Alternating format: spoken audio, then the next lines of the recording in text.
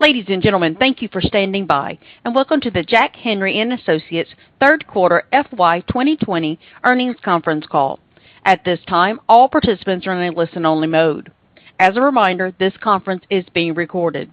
After the speaker's presentation, there will be a question-and-answer session.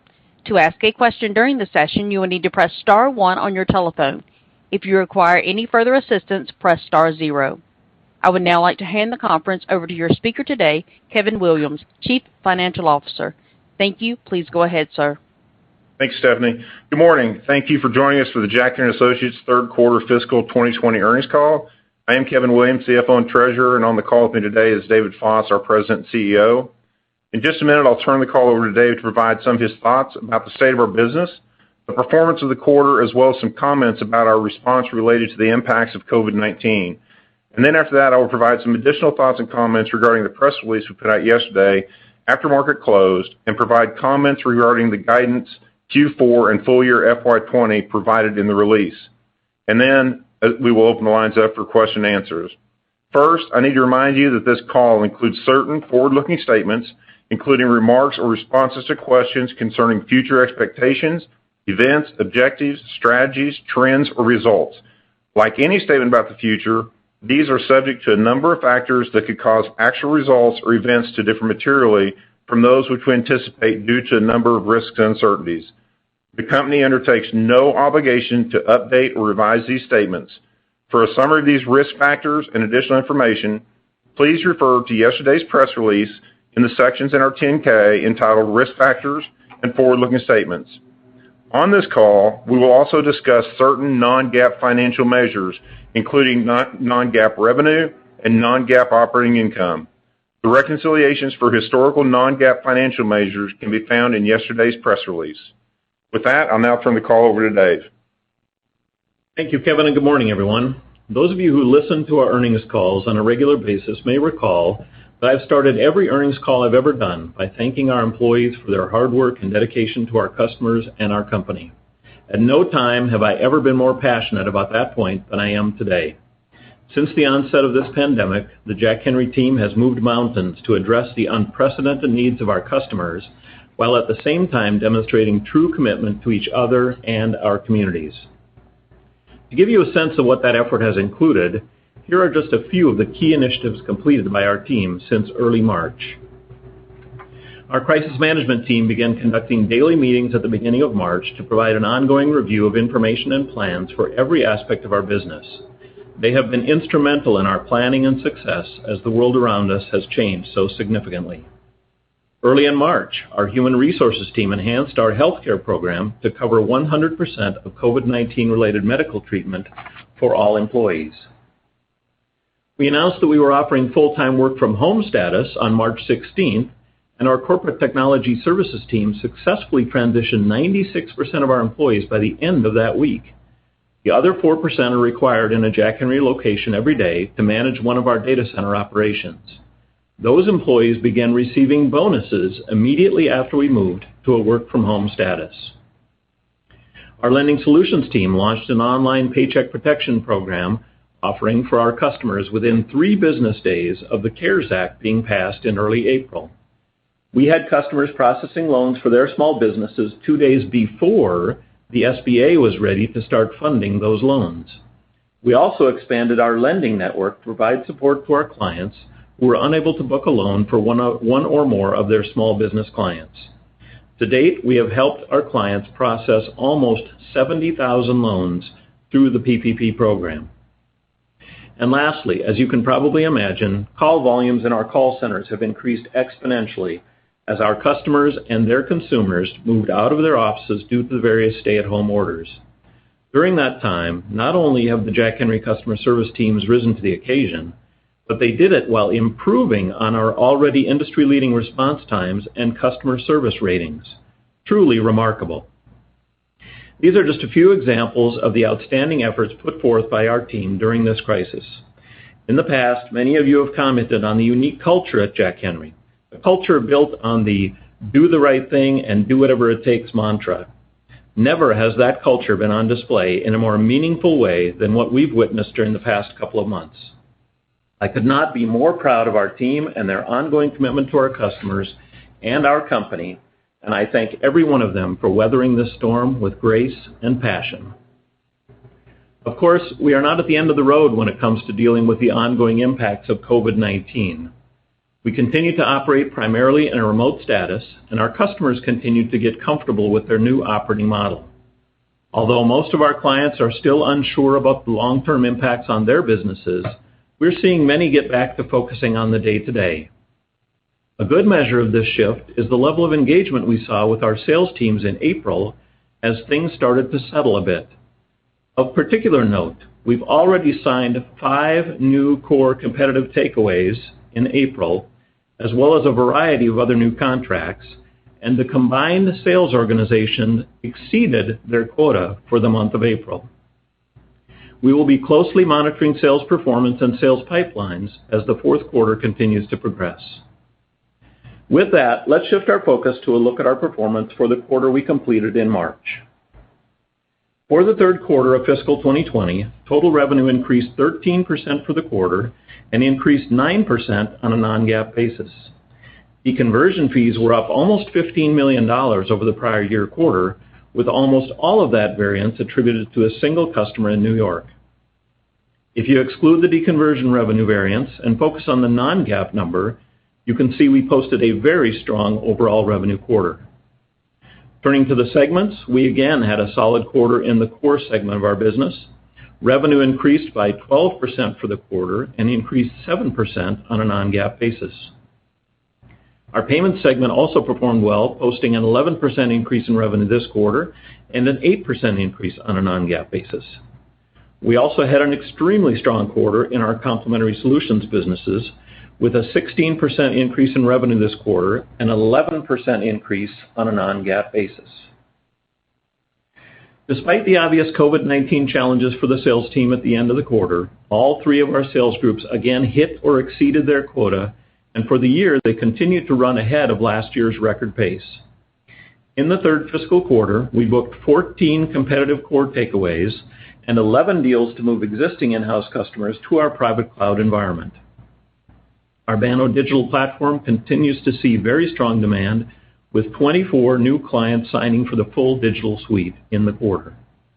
We also signed 16 new clients to our new card processing solution. Speaking of the new card processing platform, we have been providing regular updates on our progress during these calls for the past several quarters. We are now 82% complete with the migrations, and we ended March with almost 750 financial institutions on the new platform.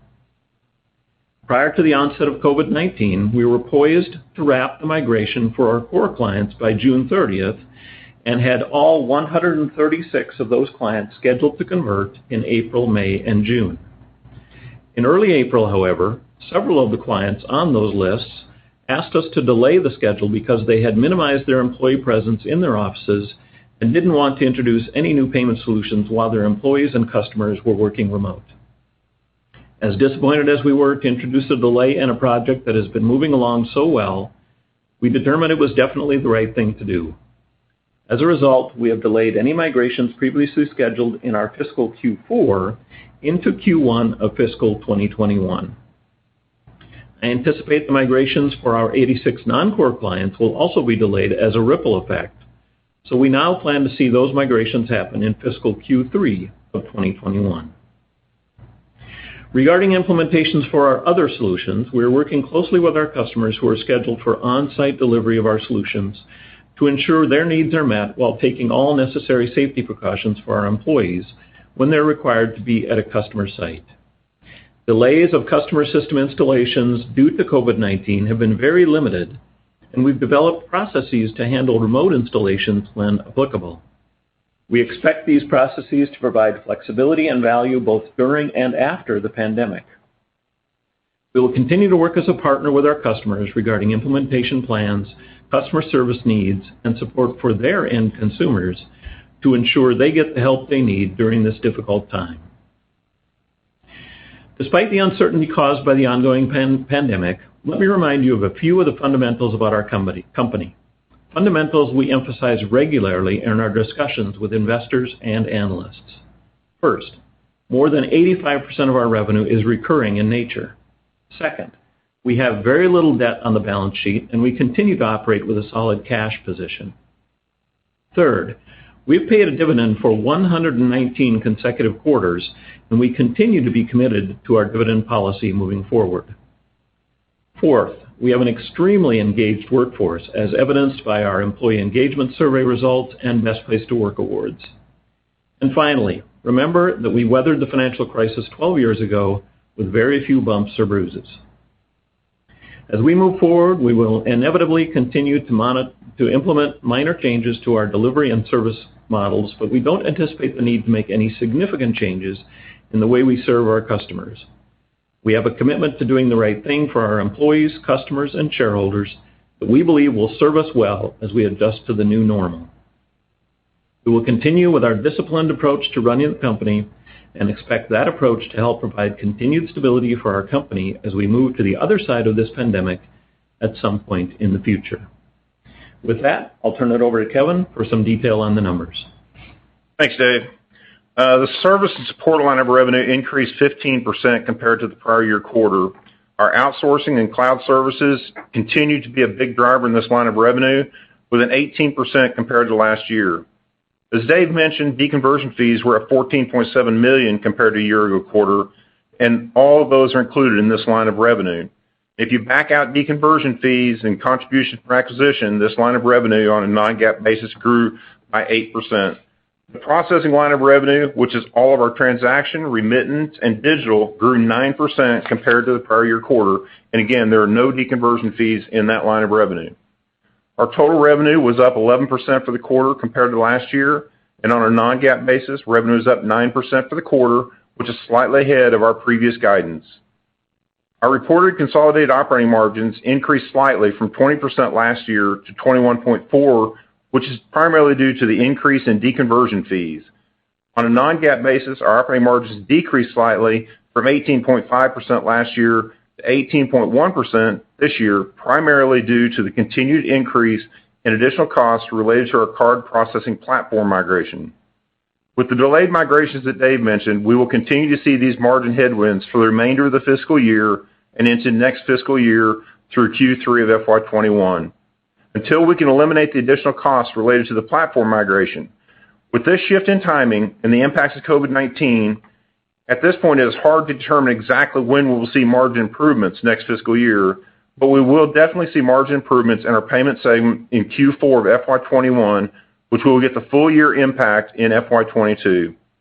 The impact of these cost reductions at that point will remove headwinds and allow us to return to a position of leveraging our operating income margins in FY22.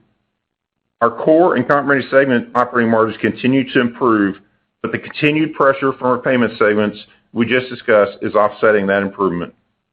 The effective tax rate for the quarter decreased to 19.7% compared to 22.4% last year, which this is primarily due to the difference in the uncertain tax positions which are reserved annually under FIN 48, according to the IRS, and with the lapsing of statute of limitations between the two periods, respective reserves are released.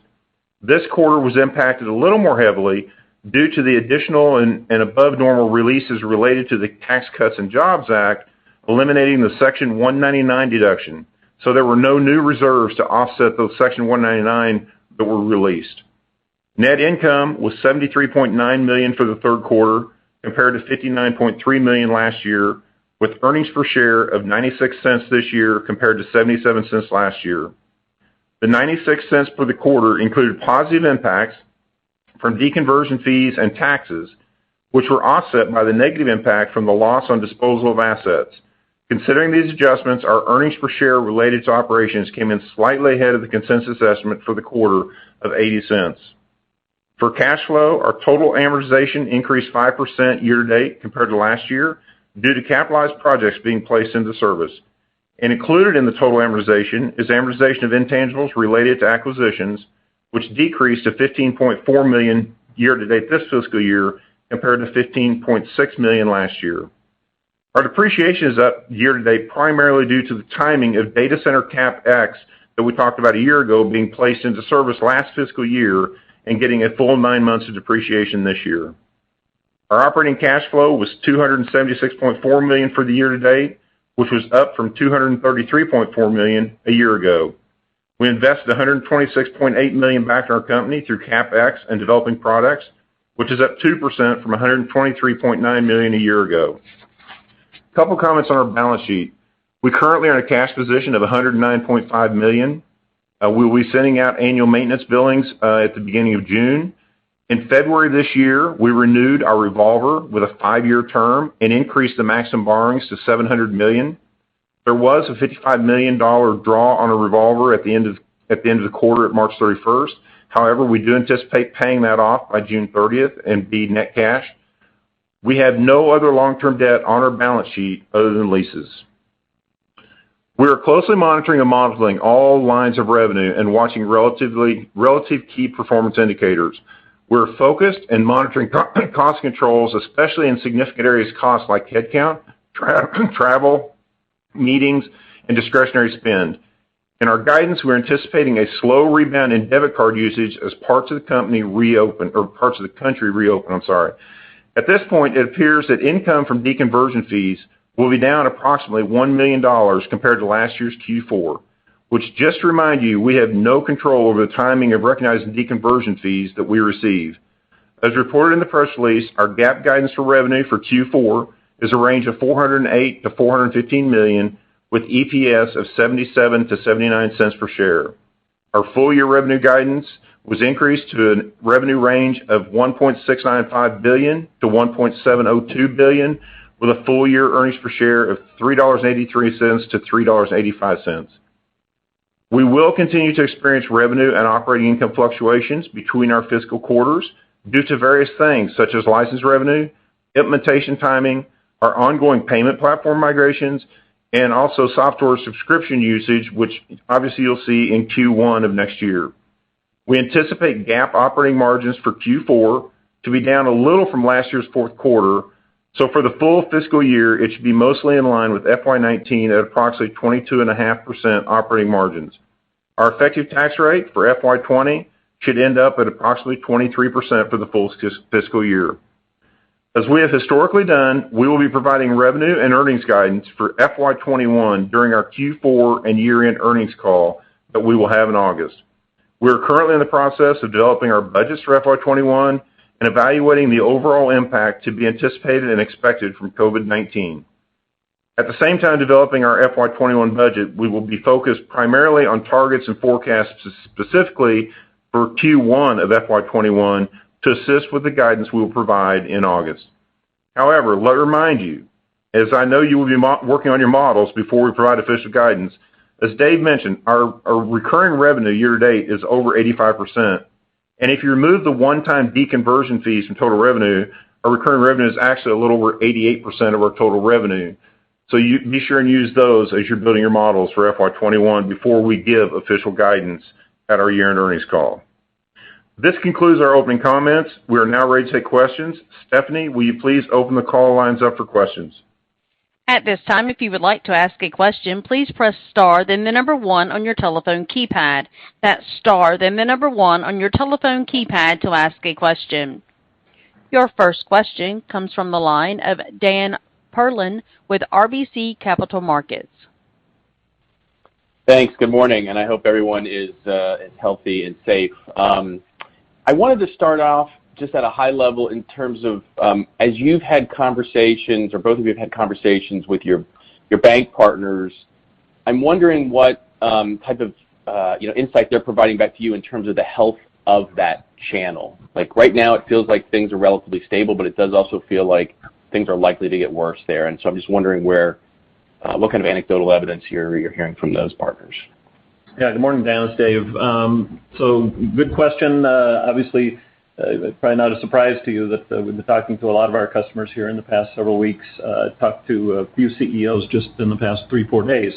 And I think the consistent feedback from them is, so first off, this crisis that we're in right now was caused by a health crisis, not by a financial crisis. Obviously, it's created ramifications throughout the U.S. economy, but the banks and credit unions that we work with and the CEOs that I'm talking to have emphasized over and over again that they're the health of their institutions was really very solid before this came on. So they're well capitalized, their credit quality is high, plenty of liquidity, and so they're feeling generally pretty strong about the opportunity in the future going forward.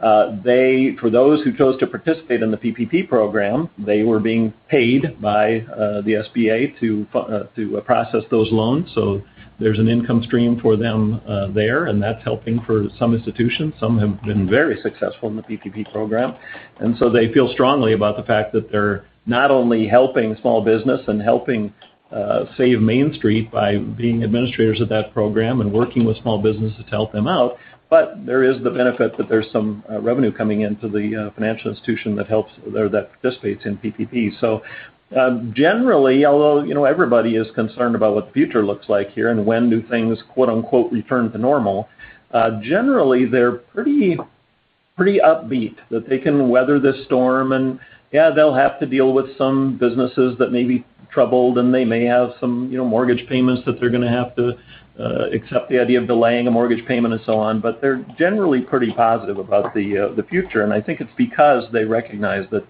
although this is turning into a financial crisis, it wasn't caused by banks like the one that we went through 12, 13 years ago. Yeah, to Dave's earlier point, I mean, we came out of that one in 2009, 2010 pretty much unscathed, and that was a financial crisis. So, I mean, obviously there's going to be some issues with the financial industry coming out of this, but obviously the good thing, as Dave said, most financial institutions went in this very, very well capitalized with strong balance sheets, and they seem to be still in a pretty good place. That's great. And just as a quick follow-up, in terms of trying to understand the implementation cycle impact, I mean, I think you gave some good color there, but it does seem like there's going to be some air pockets that get created. And so what I'm actually interested in is, can you just help us understand how you would do kind of a digital knowledge transfer if you couldn't be physically on-prem for some of these, if this was much more protracted than, say, the one quarter that you're kind of alluding to, pushing to kind of, I think, the first quarter of next year. Thank you. Sure, yeah, and it's been fun and exciting and kind of remarkable, frankly, to see the implementation teams shift gears into a new mode of delivery. So a lot of the solutions that we deliver were already delivered virtually, and we do training online. We do training. We weren't using a whole lot of video to do training before. We are now, as people have become much more comfortable with video technology. But we did a lot of implementations remote previously, but now many of our teams have adapted the way they do implementations, adapted the way they do training, taking advantage of virtual tools like video to do training. So it really hasn't interrupted, as I mentioned in my opening comments, it hasn't interrupted our implementation pipeline much at all. In fact, I think it was 2 weekends ago, we did 3 core conversions on that same weekend. It was either 2 or 3 weekends ago. And we're installing, Banno Digital Suite has always been installed virtually, not always, but for a year or so has been installed as a virtual install. So the teams have adapted, and we're delivering things differently. There are some customers who aren't 100% comfortable all the time. They want somebody there to hold their hand, and so we kind of work through that. But most of our solutions now we're in a position to implement virtually. And Dan, for some invitations, I mean, we still are sending people on site, which is one of the nice things about having our own corporate planes, so we can safely take our employees to the facilities and work with the banks through a safe distancing relationship. And also, we have always done a lot of classroom training virtually, which we are doing that. We've got several classrooms set up with multiple monitors to do training. So that was already in place. So, the nice thing about this is we were already 27% of our employees were working remote anyway, and probably another 25 or 30% worked remote at some point during the week. So this was a pretty easy adaptation for us to get to where we are today. That's great to hear. Thank you so much. Yep. Your next question is from the line of Vasu Gadil with KBW. Hi, thanks. Good to talk to you, and glad everyone's doing well.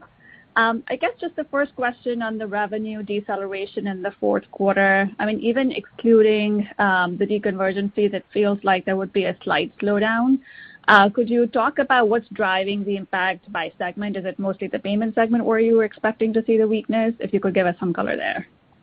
Yeah, I mean, the primary drive we're seeing and what we're projecting in Q4 is we did see a slowdown in our debit card usage in the last half of March, even though we still had strong payments growth for the quarter. And so we continue to see that slower debit usage in April. And like I said in my opening comments, we are assuming and predicting that we will see some rebound in June as the country opens back up. But that's the primary drag on the revenue growth in Q4. Got it. That's helpful. And I guess I know you will get guidance for 2021 next quarter, but if you could give us some high-level color, do you think the fourth quarter will be the trough in terms of growth rates, or could there be a lag effect depending on what you see on sales? And if you could perhaps compare and contrast how the impacts this time might be different from what you saw in the great financial crisis. Back then, I guess revenue sort of went from double-digit to flat and then recovered back pretty quickly. What kind of sort of a recovery curve might you see this time? Thank you. So I think it's a little different now to look at our financials compared to what you saw back in the financial crisis. And the difference is ASC 606, because remember, we're now under different Rev Rec rules than we were back then. So when we were able to start delivering software and a little quicker back then, which obviously we don't deliver a whole lot of software now, so you're not going to see a sudden rebound. However, we've been under ASC 606 for 2 years now, or we will be by the end of this fiscal year. So now you kind of see the fluctuations created in our financials the last couple of years, which Q1 is typically the high quarter now because of all the software usage and subscription revenue that has to be recognized at the beginning of the year, which that grows every year as we continue to sell those throughout the year. And then it kind of tapers off throughout the year from Q1 to Q4, which is kind of opposite from the way it used to be. So I think, as I said in my opening comments, with recurring revenue being 88% of our total revenue, we still have a solid backlog. Through Q1, our sales bookings were still up 12% over last year. As Dave pointed out in his opening comments, we actually exceeded quota for April. So do we anticipate some headwinds on sales? Yes. But having said all that, I feel really good going into FY21 at this point. Thank you. That's very helpful. I think a key point to remember there is that, when we sign a new core customer, we don't see any of that revenue for months after that customer is signed. And then once we do start to see revenue, it's layered in as opposed to getting a pop in that revenue. So that's core. Now, many of our other solutions are maybe a little shorter implementation timeline, but it is rare for us to sell. We're not a sell and bill kind of company normally. We're a sell and put it in the backlog, and it gets rolled out, and the revenue gets layered in. So that's part of the predictability of the model.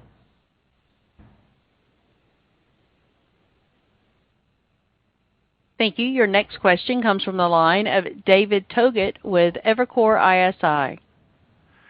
Thank you. Good morning, Kevin and Dave. Hope you're both staying well.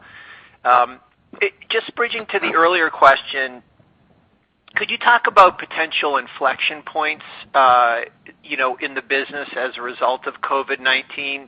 For example, you've had very strong demand for a while for Banno Digital Suite, but do you expect to see an accelerating shift toward digital banking, as more consumers perhaps don't want to walk into, bank branches? It's a good question, Dave, and definitely I think you're on the right track there. So the things that we're, seeing right now, it was interesting as the whole COVID-19 thing was coming into play here. So, think back to the beginning of March and into mid-March, there was a lot of speculation that people would immediately try to upgrade their digital presence. Well, in fact, the reaction was kind of the opposite. I don't want to mess with anything right now. My consumers are all, changing their behavior. I just want to leave things alone right now. But now that that's settled in, we have a lot of customers realizing that that for them to be successful going forward, they do have to seriously look at upgrading their digital presence. and that's not just what we used to call mobile banking. It's the entire digital banking suite, including opening accounts online and so on. So we definitely are seeing a shift in interest, a shift in conversation about that as people are thinking about the future and trying to make sure they're positioned well for the future. And I think there will be more things. Online commercial lending. We've talked many times on these calls about the outstanding technology we developed for commercial lending online. We had signed a number of banks and some credit unions for that technology, but many of them still viewed commercial lending as opposed to consumer retail lending. Commercial lending they viewed as that function where somebody has to come into the branch. You can't possibly do a commercial loan without looking that person in the eye. Well, now today, guess what? They're doing a lot of commercial lending or digitally, and so we have a number of customers looking at upgrading that piece of technology as well. So I think you're absolutely spot on. As we look toward the future, digital will be much more of a topic than it has been. Yeah, and the other thing I'd throw out there, David, and obviously it's too early to tell, but as Dave pointed out in his opening comments, we signed 11 additional existing core customers to move from in to out. I think COVID-19 is going to continue, if not accelerate that trend somewhat, and I think our hosted network services offering will probably grow even faster than it was. Because I think some of these FIs are realizing that they really don't want to have to mess with any of the technology, and they'd rather us do it. Again, that's a prediction on my part. It's too early to tell, but I have to believe that is going to be part of this whole conversation in FY21 going forward. Thanks for that. Just a follow-up question on capital allocation priorities. Kevin, you highlighted the strength of the balance sheet. How are you thinking in this environment about capital deployment when you look at, your share price? Obviously, dividends have been a priority for many years, and then potential acquisitions to the extent seller expectations have come down, versus, let's say, 6 months ago. Yeah, so obviously we're in a very good capital position. As Dave pointed out, we've paid dividends for 119 straight quarters. I don't see us breaking that string. We have a board meeting next week, so at that point we'll probably be announcing another dividend. And of course, that's up to the board, not to me. So dividends is a priority, but you're absolutely right. We continue to talk to bankers about potential M&A activity out there, and we think that there will be some better opportunities later in this calendar year and into next calendar year. In fact, I had emails from, I think, 3 different bankers this morning wanting to set up calls to talk about potential deals and different things. So obviously, number one priority is to continue to look at those acquisitions that give our shareholders a continued strong return. We will continue to increase dividends, and we'll continue to look at buying stock back. I think under the circumstances right now, I don't know that would be viewed extremely well for us to be buying back stock, but obviously if there was a dip in our stock price, we would probably jump in with both feet. Thanks very much. Be well. Thanks, Dave. Your next question is from Kartik Mehta with Northcoast Research. Hey, good morning, Kevin and Dave. Hey, Kevin, just to get your perspective, I know in August you'll provide a lot more about FY21, but Dave and you talked a little bit about the card migration and impact on margins. As you look at FY21 early on, would you expect non-GAAP operating margins to be flat in FY21, or are there headwinds that could prevent that? So, and again, we're just working on our budget quarters at this point, Kartik, but so margins, non-GAAP margins in Q1 should be slightly better because of all the software usage and software subscription revenue that gets recognized with very little cost in the first quarter, which should be enough to offset the increased cost for the payments migration. After we do the migrations in Q1, we should get some relief. I'm not sure exactly right now what that relief will be off the payments migration, as we're able to start shutting some things down. So Q2 you might see basically flat, and then Q3 will continue to go down a little bit because the continued pressure from the migration, and then we should see a nice pop in margins in Q4. So again, we're still in early budget stages, so what I'm hoping for, Kartik, is that margins for next fiscal year are at least equal to this year. But again, it's really too early for me to even make that prediction. No, that's helpful, Kevin. Hey, and then, Dave, you talked a little bit about one of the things that COVID-19 is bringing is maybe more in-house customers looking at going to outsource. What kind of revenue contribution or growth contribution has that had in the past? And it seems like that could help accelerate revenue. So I'm just trying to understand maybe how much of a benefit that's been in the past and what you think it could do as we go in the future. Yes, thanks, Kartik. Essentially, when you go from in-house to outsourcing, the revenue to Jack Henry is doubled because we're taking on, all the processing responsibility for that customer. I think you could probably figure out that our costs aren't doubled because we roll them into an existing infrastructure. So revenue essentially doubles. And usually, when we sign a customer go from in-house to our host or private cloud environment, usually they also take on other products at the same time. So there's this add-on effect of them adding products. Those decisions are easier for them in that environment because there isn't a capital outlay. Usually that decision to add a product doesn't need to go to the board for approval. They can just add it into their monthly fees. So they're usually pretty comfortable talking about adding things that they've wanted to add for a long time. So that move has definitely been a key driver for us in the past and will continue to be for quite some time. Even if we speed up the rate of migrations here, we have many quarters of customer activity in that area before that runs out. So lots of runway yet. Yeah, because right now, Kartik, we're at 61% of our core customers are currently in our private cloud. So, almost 40% of our close to 1,900 core customers are still in-house that has the opportunity to move over. And as far as revenue contribution, in any given quarter or year, if you go back to the last 8 or 10 years, we've averaged about 45 to 50 a year, but the revenue contribution in any given year can be so significantly different based on the size of the institutions that we move in any given quarter or year. Thanks, Kevin. Thanks, Dave. I really appreciate it. Yep. Your next question comes from John Davis with Raymond James. Hey, good morning, guys. Glad to hear you're well. Kevin, just want to talk on the payments business for a second. If you assume Jan and Feb were probably a double-digit growth, I think March probably exited down low to mid-single digits. Yeah, we've seen any improvement in April, and then kind of what's embedded. Do you have positive payments growth embedded kind of in the guide for 4Q? Any color there would be helpful. So for the entire quarter, is it going to be some growth? Yes, JD, but it's going to be back-end loaded in the quarter because April we continue to see some headwinds from lack of usage as people were staying at home. I think as now we're seeing countries start to open up against pretty early to tell, but I think we're going to see some increase in May and then hopefully a decent rebound in June. But it's not going to be much growth over last year's number. I think one important thing to keep in mind here, so that's focused on our debit business, our card processing business. But, there are three aspects of our payments business, and they include bill pay and our EPS, ACH origination road deposit capture business.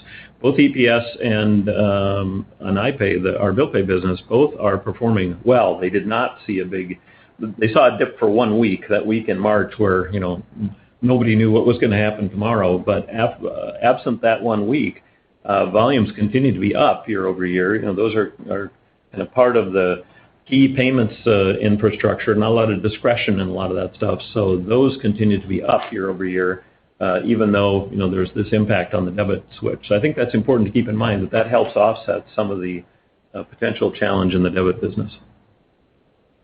Okay, and then on complementary, obviously really strong growth in the quarter, significantly better than I had thought. Anything to call out, and how should we think about the sustainability of that growth, which I think edged over into the double digits in the third quarter? Yeah, so part of it is digital. So digital is in that bucket, and certainly a big chunk of that was a continued implementation of digital solutions, our treasury management solution, some of the things that we've talked about here recently, online commercial lending. So a number of those things are in that bucket, and we had a strong quarter in all of those areas. Will it be as strong next quarter? I don't know that I can say that, but it certainly is an area of growth for us, and it's a particularly strong area of focus for our customers. So I think you can assume that segment will continue to perform well. Okay. Last one for me. I think April to date, I think you cited 4 competitive takeaways, which is not too far off the run rate that you've been kind of averaging. But any commentary on what new RFPs look like? Because assuming that those competitive takeaways you won in April, those were kind of well underway. Have we started to see RFPs go back out, or are banks kind of just hunkering down for the meantime? Yeah, actually, I quoted 5 for the month of April, and of course, that's the first time I've ever quoted on an earnings call what's happening in the current quarter that we're talking about. But I thought it was important for you all to know that sales has really continued to perform well. But to your question, RFPs, we've had some RFPs come in. I think it's logical for you to assume and for anybody to think that the RFP volume has slowed down a little bit. But I will tell you that our pipeline has not dropped at all. So what that means is, as you're booking deals, as deals are getting signed going out the funnel, there are new opportunities coming in the funnel, so that we ended April with essentially the same size pipeline that we started April with, even though the sales team exceeded their quota for the month of April. So I think that's a good sign that there are still activity out there. And as I mentioned, we have a lot of bankers now that are starting to think more in terms of returning to focusing on the day-to-day. I won't say they're thinking about returning to normal, because they still don't know what normal is. But they're focused on the day-to-day, and they're thinking about things like digital and about, Kevin mentioned our HNS, our Hosted Network Solutions service, things that will help them with efficiency, things that will help them with expense control. There is a lot of talk about bankers now focusing on moving to a single source provider, which is great news for Jack Henry, because we have such a broad suite of solutions, and so we believe that may help us pick up some business where customers maybe were using a small third party for one piece or 10 pieces of their solution set. Maybe they'll bring 1 or 2 or 3 of those to us as they're focused more on minimizing risk and working with a single source provider. So I think there are a lot of things happening right now that bode well for Jack Henry, but we need a little more time under our belt here to really say with confidence that the sales process isn't going to be negatively impacted. The other thing I'd point out, JD, is obviously back in 2009, which was obviously different times and different circumstances, but it was still kind of a hailstorm that the financial institutions are going through today.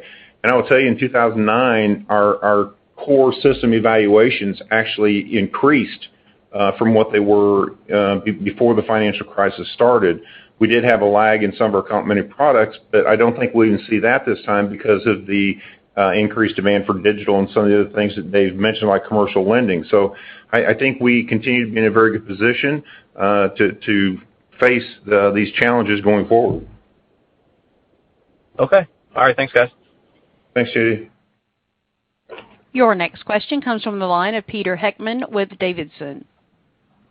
Hey, good morning. Thanks for taking the question. How are you going to handle user conferences, trade shows, and how much do those typically contribute to sales of ancillary products?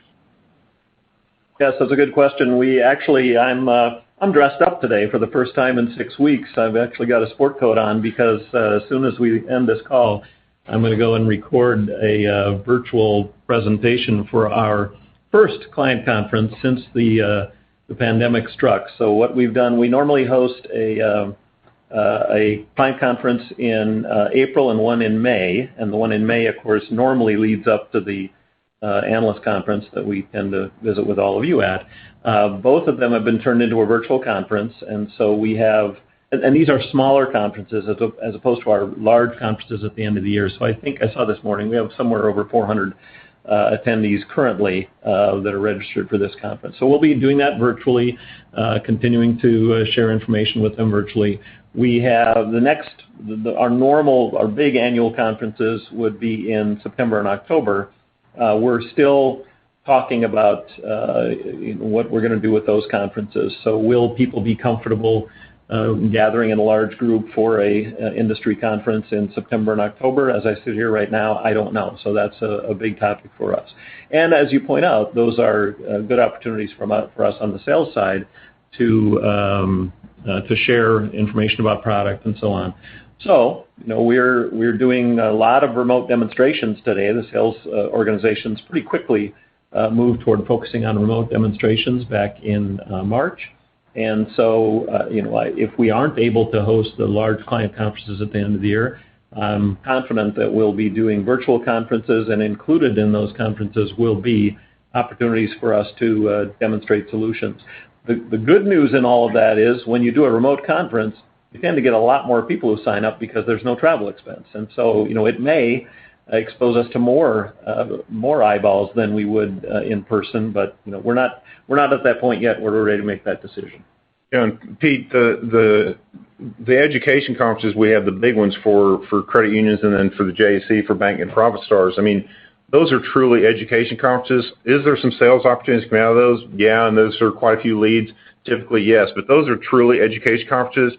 And if we do have to go virtual, we will still do large education portions of that for people that want to sign up because that's what we want to do to make sure that our customers continue to learn how to better use our products and make their institutions more efficient. Got it. Okay, and then one other question I had, just on real-time payments and the release you had out earlier in the week. Can you talk about some of the use cases for real-time payments and what the fees might look like, that the bank might charge to the payer, and then lastly, what will those payments be taking share from? Yeah, it's a good question. I think that opportunity is still developing, not only for us but certainly for our customers. I think a lot of our customers aren't exactly sure yet what the true depth of the opportunity is for them. But all of us, I think our customers and Jack Henry, we view the real-time payments opportunity very differently from the Zelle opportunity. So Zelle, real-time P2P. But as we've stressed many times on these calls, there is not really much of a money-making opportunity when it comes to Zelle. It's hard to make money on free, right? So Zelle has not been a focus as far as the money-making opportunity. For real-time payments, there definitely is a money-making opportunity there, because not only will it be used for consumer payments, but we see it being used for commercial payments. So our expectation is that it will definitely impact check volume, because keep in mind today, most of the paper check volume that's out there is in business payments. So I think it will play a role when it comes to check volume. I think it will play a role in displacing ACH transactions that are happening out there today. So that is an opportunity as far as we're concerned. And then card maybe, but I think it's much more likely to replace ACH and current paper check as true real-time payments start to roll out. Okay, that's helpful. Thanks, Dave. Yep. Your next question comes from Dave Koenig with Baird. Yeah, hey guys, thank you. And I guess, first of all, just to follow up kind of on Kartik's question, when you talked about margins, was that all kind of ex-term fees? When you said you expected up somewhat in fiscal 21, was that ex-term fees? And including term fees, I would imagine it might be down a little just given you had the big term fee this quarter? That would be true, yes. Okay. And I guess one other one just on margins is, we can see the margins coming down a little bit, obviously, with the implementation and all that. Is the core margin, like if I take out all term fees, take out all implementation stuff, are the core margins still going higher, in what's driving that, just core revenue growth? So you kind of cut out there, Dave. So to recap, I think what you said, what's driving the core revenue growth and offsetting the negative in payments, is that right? Yeah, I was just trying to understand to make sure that the core margins are still going up when you exclude all the one-off stuff. Oh yeah, I mean you can look at the just the segments, and yes, both GAAP and non-GAAP went up for the quarter on margins for payments and complementary. And obviously, the big driver of that is the continued growth in end-to-out. Like I've said in my opening comments, I mean, our hosted and cloud services was up 18% this quarter over a year ago, and up still double digits. I think on a non-GAAP basis, we're still at like 12 or 13% for the year. So that's been the same for the last 3 or 4 years. I don't see that changing going forward or even into next year. Complementary continues to be driven by a lot of our private cloud products like digital and other things, but a lot of other products that are added into our private cloud core customers. So both of those segments grew nicely and essentially offset the decrease in margins in the payment segment.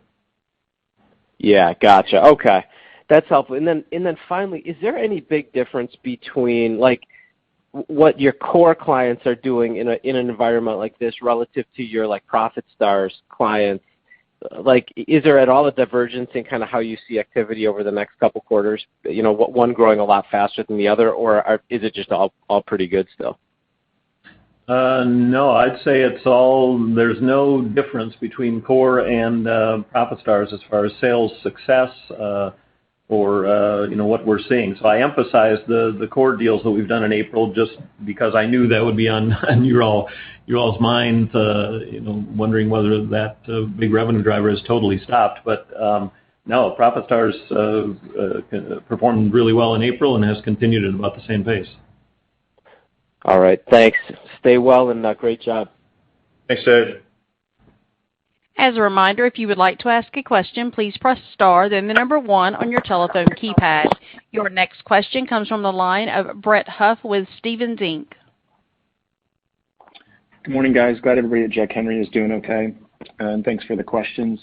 First one is, both of you mentioned, I think, the relative optimism of banks, I think probably relatively better than me and many on this call would have assumed. Is there something unique about the group that you hear more optimism from? Are their balance sheets different? Are they different sized? Are they different, focused banks, more commercial, less commercial, or is it fairly broad-based?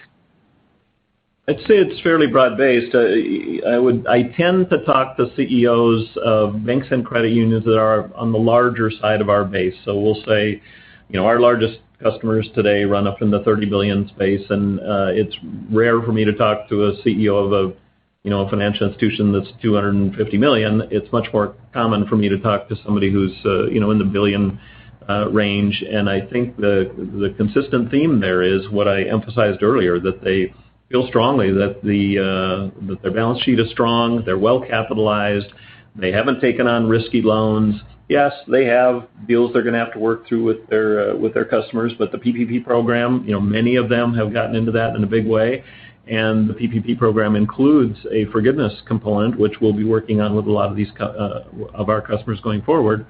And they tend to know their customers, and so they know that what their situation is and their ability to work through these things over time. Now, they can't predict the future any better than you or I, but I think they're generally fairly optimistic that they'll be able to weather the storm and be okay because they know about the strength of their balance sheet and the strength of their overall portfolio.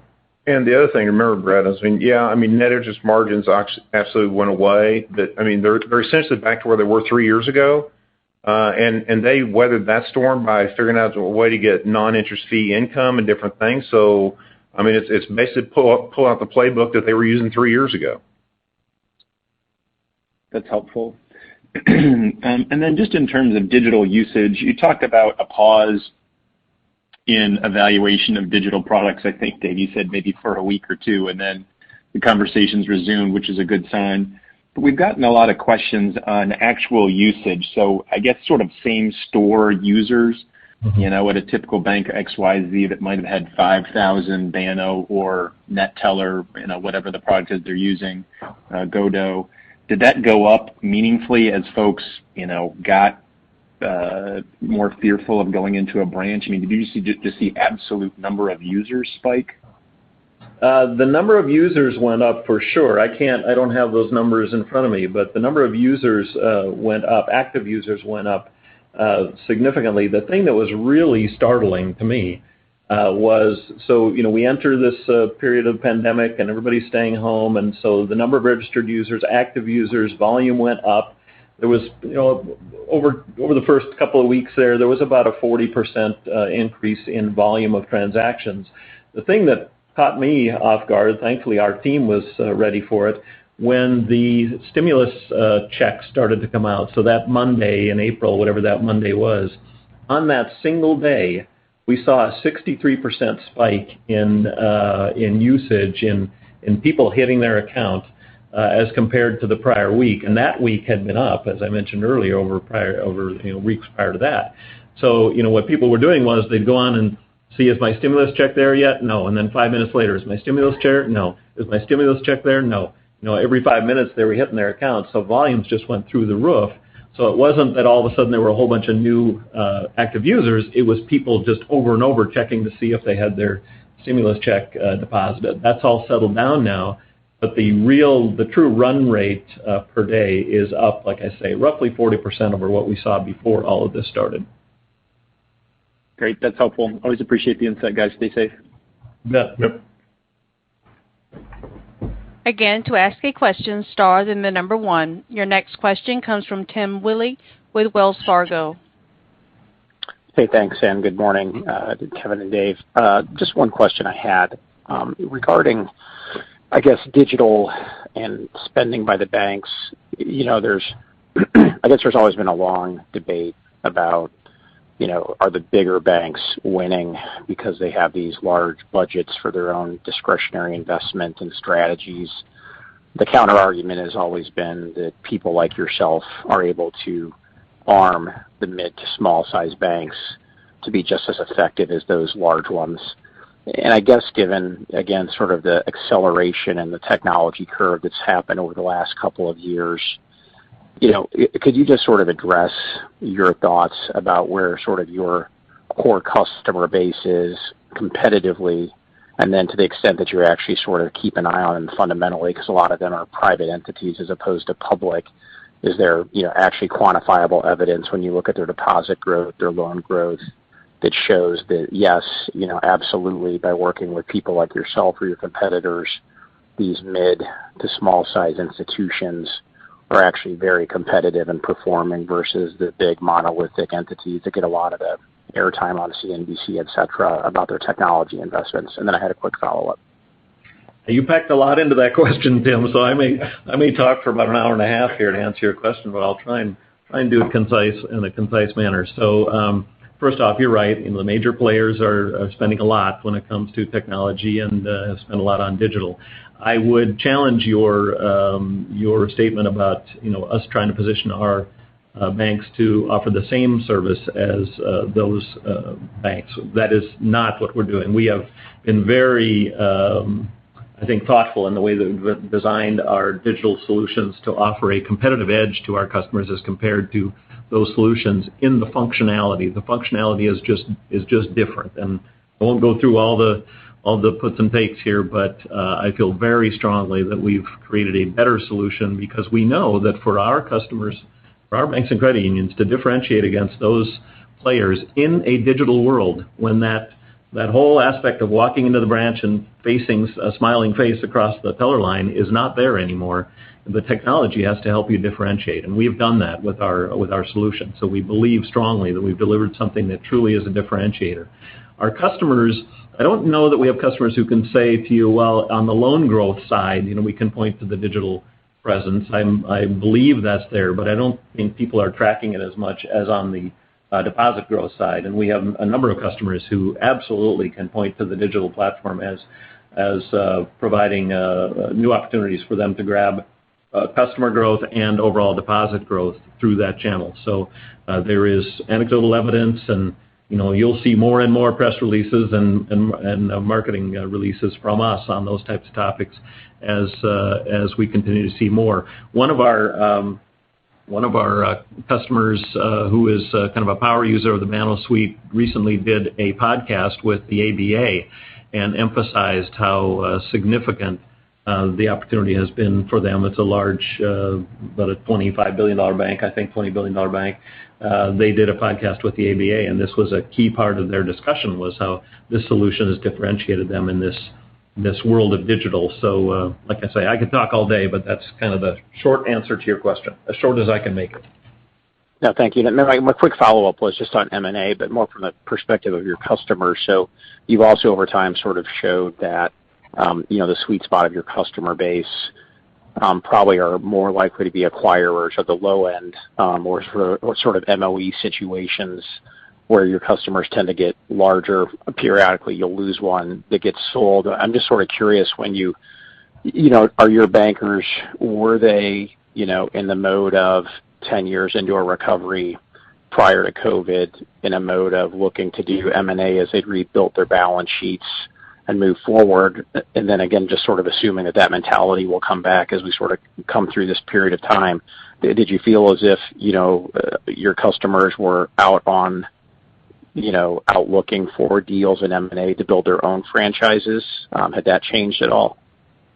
So you're right. Many of them were active in M&A. In fact, a little while ago, I referenced the fact that we did 3 core conversions on one weekend. One of those was a brand new core to Jack Henry that was converted that day, but 2 of them were existing customers converting acquired institutions into their bank. And so our customers were definitely on the M&A track, acquiring other institutions prior to COVID-19.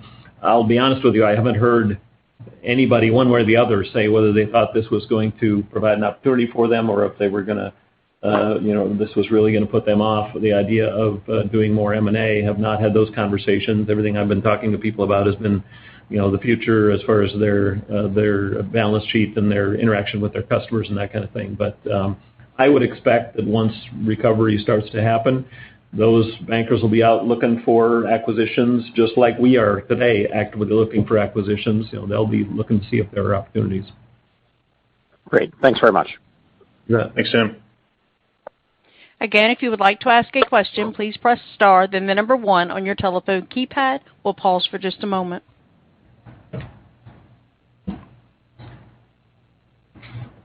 There are no additional questions at this time, sir. I'll turn it back over to you for closing remarks. Thanks, Stephanie. Thanks for joining us today. Again, we're very pleased with the results from our ongoing operations and the efforts of all of our associates to take care of our customers. Our executives, managers, and all our associates continue to focus and do what is best for our customers and shareholders. Again, thanks for joining us today. And with that, I would like for Stephanie to please provide the replay number. As a reminder, today's conference will be available for replay. To access the replay, please dial 1-800-585-8367 or 1-855-859-2056. Internationally, please dial 404-537-3406. When prompted, please enter your conference ID 7674994. Thank you. This does conclude today's conference call. You may now disconnect.